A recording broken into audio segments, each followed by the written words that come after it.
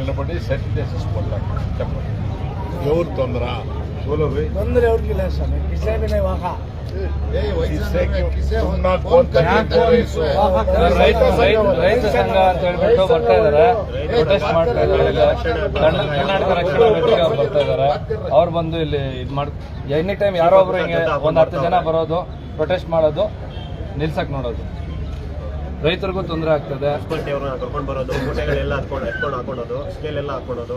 Inspector ಇದ್ದಾರ, chief officer chief officer Mysuru inspector ಇದ್ದಾರ. ಬಸವರಾವ್ inspector sir ಅಂತಿದ್ದಾರಾ?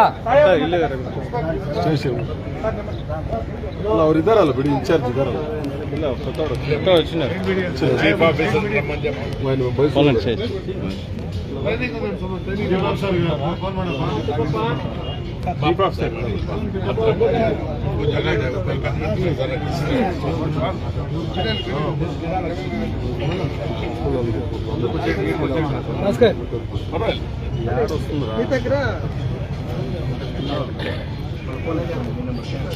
ಈಗ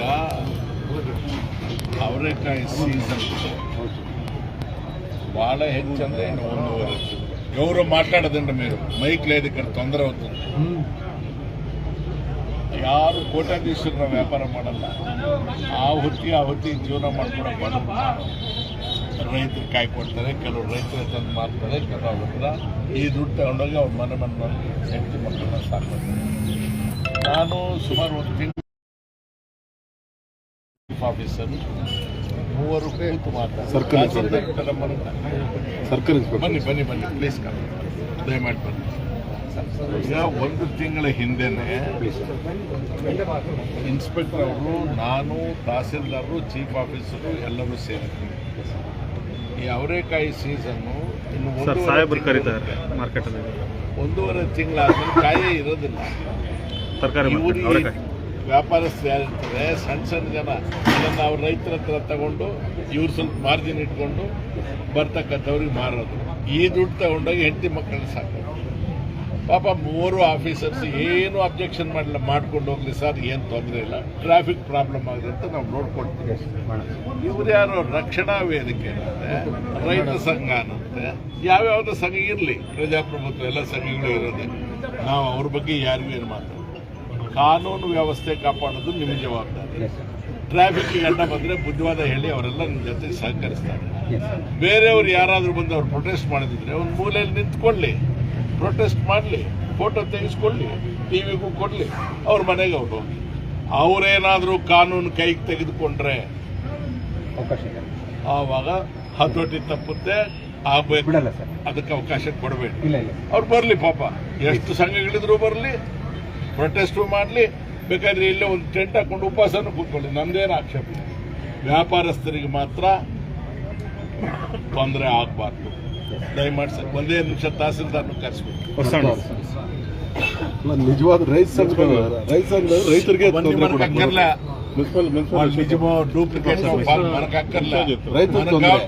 చెప్పేది రైతు తెచ్చి కాయ అమ్ముకునేవాడికి తొందర ఉండకూడదు. వాడి దగ్గర కొనుక్కొని 4 కాయలు అమ్ముకొని ఆ వచ్చే 4 పైసల్లో పోయి ఇంట్లో బిడ్డలు సాకే పేదవాళ్ళకి తొందర కాకూడదు. అందుకు రమేష్ కుమార్ బతికిండిది. ఎవడు ఈ భూలోకంలో వాళ్ళకి అడ్డం చేసే కాయల్లా.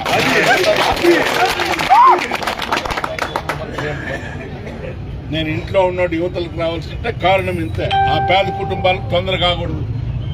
నా అనంతరం ఏం జరుగుతుందో నాకు తెలియదు. నేను బతికిండే వరకు పేదవాళ్ళకి కాన్స్టిట్యున్సీలో తొందర వచ్చే ప్రశ్నే ఉండకూడదు. అంతే తీర్మానం.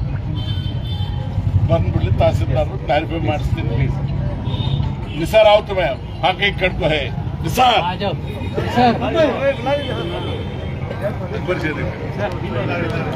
ನೋಡ್ರಿ, ಕ್ಲೀನಾಗಿ ಅರ್ಥ ಮಾಡ್ಕೊಳ್ಳಿ. ವ್ಯಾಪಾರಸ್ಥರಿಗೆ ತೊಂದರೆ ಆಗಬಾರ್ದು, ರೈತರಿಗೆ ತೊಂದರೆ ಆಗಬಾರ್ದು. प्रजाप्रभुत्व यावन भी आया तो आंदे एक कोने में बैठ को स्ट्राइक भी कर लेंगे, उनके हक के जमहूरी दौलत क्या तुम्हारे व्यापार में कर ले जाओ.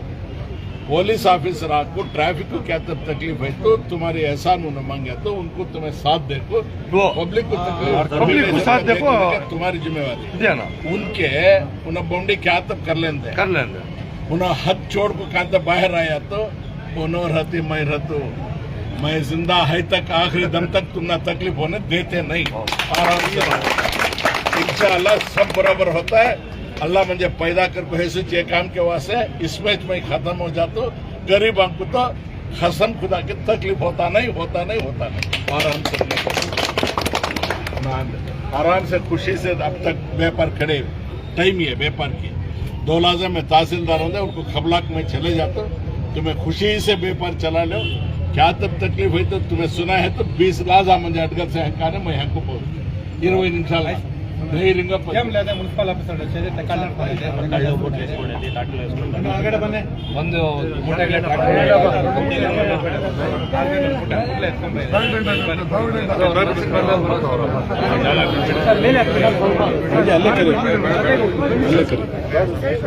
ಇವಾಗ ತಕ್ಕಡೆ ಅಡ್ಡ ಮುಂದೆ ಅಲ್ಲಿ ಬಿಡಪ್ಪ ಜಾಗ ಬನ್ನಿ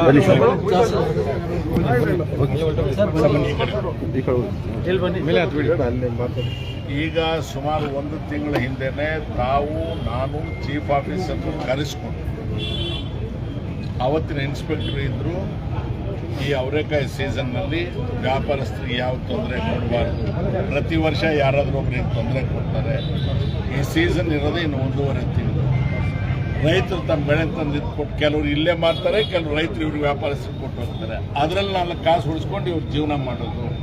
ನಮಗೆ ದುಡ್ಡು ಮಾಡೋಕ್ಕೆ 100 ವಿಧಾನಗಳಿದ್ದಾವೆ।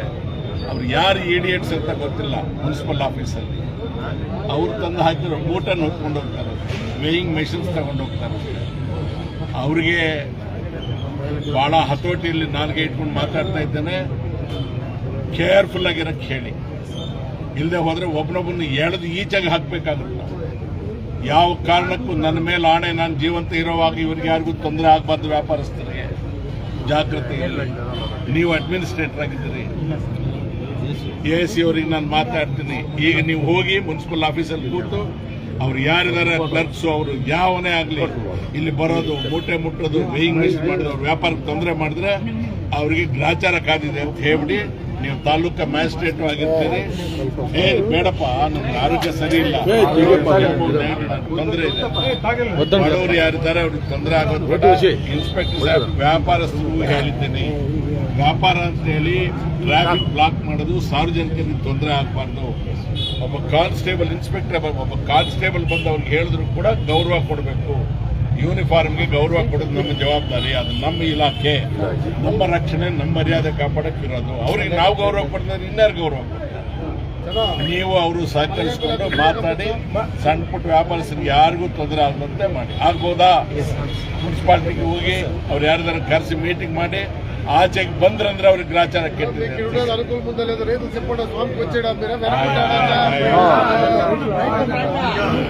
షో ఏమక్కర్లే ఇక్కడ, దయచేసి అందరూ ఇనుకోండి।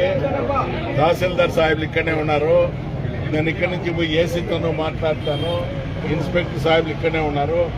ట్రాఫిక్ ఒకటి తొందర కాకుండా పోలీసు వాళ్ళు మీకు సలహా ఇచ్చినట్టు సహకరించుకొని మీ పని మీరు చేసుకుండా, తహసీల్దార్లు మున్సిపల్ ఆఫీస్ పోయి వాళ్ళకంతా హుషారించిపోతారు, మూట్లు ముట్టేది, తూర్పురాళ్ళు ఎత్తుకునేది, వేయింగ్ మెషిన్స్ దాని గ్రాచారం నేను ఇప్పిస్తాను।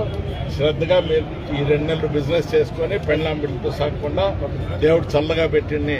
मुसलमानों के वास्ते 2 अल्फाज मैं उर्दू में बोल रहा हूँ, तुम्हें तहसीलदार साहब यहाँ हमारे रूबरू हाजिर है, इंस्पेक्टर साहब भी हाजिर है। पहले 1 महीने के पहले से मैं उनको इशारा दिया था, सीजन आ रही, कौन भी तकलीफ नहीं देना करको, तकलीफ देना करको इन्हों कौन भी नहीं है। अब जाते जाते म्यूनसिपल ऑफिस में बैठ कर म्यूनसिपल स्टाफ को साहब जो इंस्ट्रक्शन देना दे को जाती। ऐसे मैडम से भी मैं यहाँ से निकलने के बाद मैं फोन पे बात कर लेकर उनको क्या बोलना वो बोलता हूँ।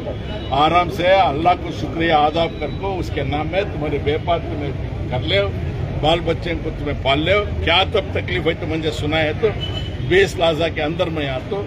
एक दरखास्त तुम्हारे से, पुलिस डिपार्टमेंट है सो हमना साथ देने, हमना इज्जत देने, हमना प्रोटेक्ट करने। उनके एक कांस्टेबल आया तुम्हें इज्जत देना, उनके बात सुनना, उनको कोऑपरेशन करना। ट्रैफिक को तकलीफ हो सवा पब्लिक बात, उन्हें कौन आता है कि जवाब मर्द मैं देख लेता, आराम से रहना। अल्लाह को शुक्रिया आदाब करो, अब शुरू करो, व्यापार चला।